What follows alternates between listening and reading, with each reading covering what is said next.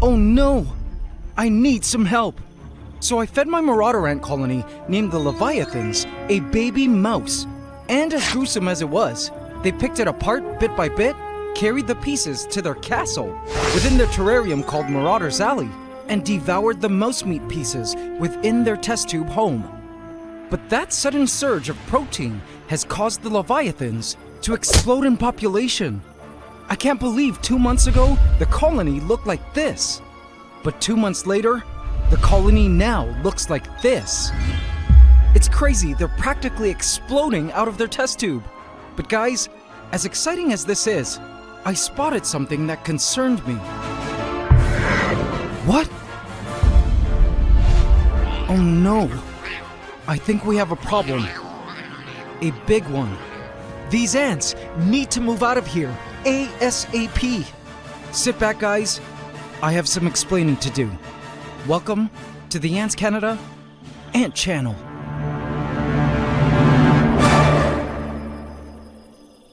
Please subscribe to my channel and hit the bell icon. Welcome to the AC family. Enjoy. AC family, we have an emergency situation here, and the lives of our Leviathans are currently in danger now. I never thought we'd get to this point this soon, but these ants need to be moved out of here. And I'll explain everything and why so many things concern me about this situation our beloved Leviathans here are in.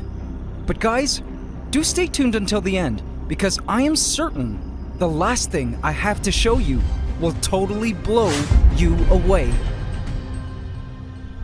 It all started here, as I was watching the Leviathans this week, feeding outside of their castle.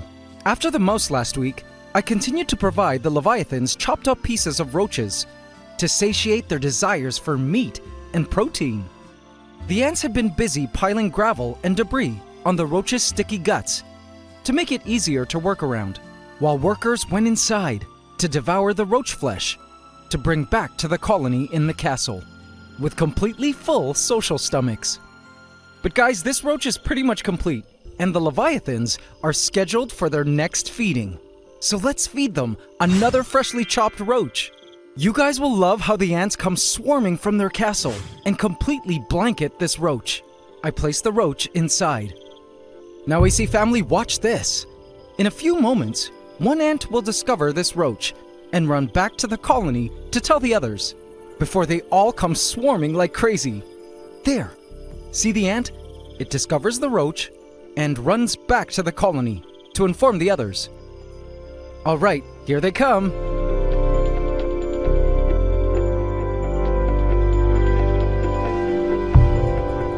Anytime now. Okay. So the swarm was taking longer than usual to arrive. I waited a good 5 minutes, and strangely, only a small group emerged to deal with the roach. This was a bit odd, because usually these ants would be swarming this roach by now. Were they just not that hungry? I found the lack of workers at feeding a bit strange, and little did I know, I would soon find out why the ants weren't so interested in food now. Anyway, aside from the roach, if you look there, you may also notice another active trail, at the end of which lies something truly vital for the colony. Have a look.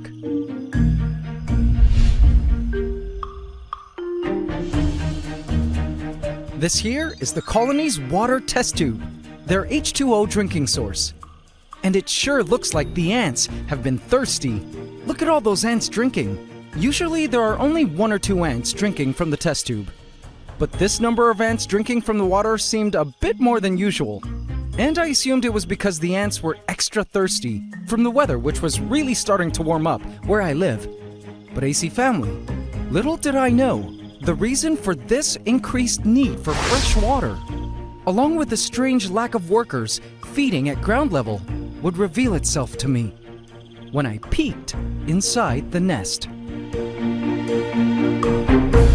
I don't check on the ants every day in hopes to give them as much privacy as possible, but this time, when I opened the nest, this was what I saw. Oh my goodness! Look at all those ants!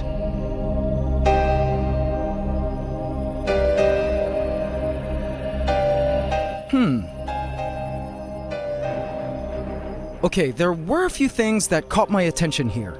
First of all, the test tube walls were completely plastered with brood. In fact, all I see are ants and brood within this test tube. The sheer number of ants in here is staggering. Chains of larvae, pupae, and eggs were draped around in a chaotic mass. I rarely see in ants. This was all okay though.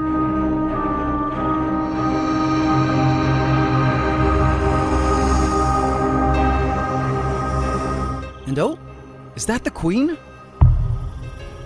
Nope, just a major resting in an ocean of ants, opening its mandibles as fellow ant workers groomed and cleaned it meticulously, like proud car owners would a Bentley. The sheer size of these majors in comparison to the other workers is jaw-dropping. It's actually why marauder ants are one of my favorite ant species on the planet. They're polymorphic, meaning the workers come in varying sizes. And believe it or not, there are super majors still yet to arrive in this colony, which are even larger than this major. Now, where was that queen of ours? Oh, Titanic Empress. I usually spot her huge gaster first. Aha! There! I almost missed it. Like the giant black pearl of the Leviathan Kingdom, the massive gaster of our Titanic Empress shone like a polished gemstone. There she was, in all her glory, our Titanic Empress surrounded by her minions. She was the egg layer of all these ants, and the most important member of the colony. Now, as I continued to gaze upon Her Majesty, something occurred to me that I found rather peculiar. Do you see it too? What is she hanging on to? As I scanned the massive brood and ants around her, I was shocked to realize that she was actually hanging on to a curtain formed completely of brood and ants. There was no soil around her at all. She was literally hanging onto a wall of connected babies and ants. It worried me to think about how long she had been in this position, if this was normal, and how hard it must be to navigate around the nest, now that there seemed to be a lot less soil around and much more brood. In fact, upon a second look over the test tube, man, so much soil was missing and had been moved out of the test tube. But how? And where did it all go? When I stopped to think about where all the digging medium went, I looked above ground and then realized that the ants had over time gradually moved a lot of soil outside of the castle, above ground, scattering it all over the lands surrounding the castle, using it to bury their roaches and insect food. It was also piled up around the end of their water test tube. Oh man. Why the ants removed so much soil from their test tube that they made it harder to live in it is beyond me. Perhaps in the wild these ants make enormous nest chambers underground? I wasn't sure, but this lack of digging medium wasn't the only issue. It was actually a big problem because look, there was a complete gap between the bottom portion and the upper areas of digging medium, which caused a major difference in moisture level. Look, the bottom was completely wet, but as you go higher, due to the inability for water to wick upwards because of the big gap, the upper portions were dry, especially towards the top. This was a big concern because the brood at the topmost area was not getting enough moisture.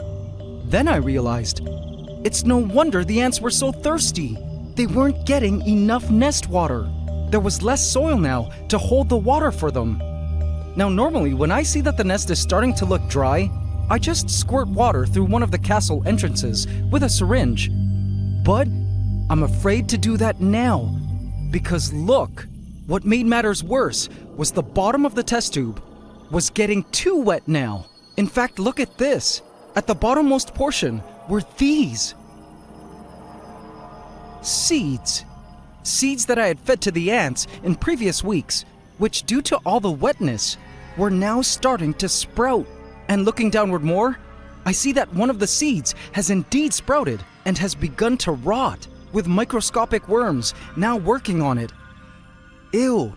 All of this was extremely concerning, because if this rotting were to continue, the ants would be in immediate grave danger. Toxic gases, molds, and outbreaks from other critters might ensue. Overall, I was worried for the Leviathans, and the fact that their appetite had seemed to be dissipating brought a sickening feeling to my stomach. It also worried me that our Titanic Empress couldn't move around the nest like she used to, adjusting her position and location depending on humidity and temperature. She couldn't do that now, simply due to a lack of soil to grab onto. There were so many things, AC family. But one thing was for sure, the Leviathans needed to move out of here ASAP to a larger space with more soils, cleaner, and a home more conducive to the distribution of moisture throughout the nest.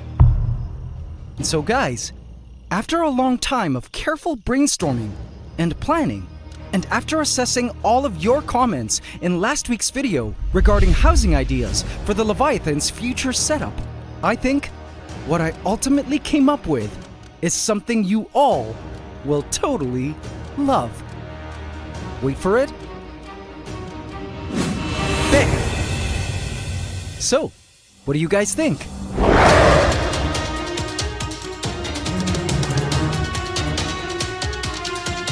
Hope you can subscribe to the channel as we upload every Saturday at 8 a.m. Eastern Standard Time. Please remember to like, comment, share, and subscribe if you enjoyed this video to help us keep making more. It's Ant Love, forever.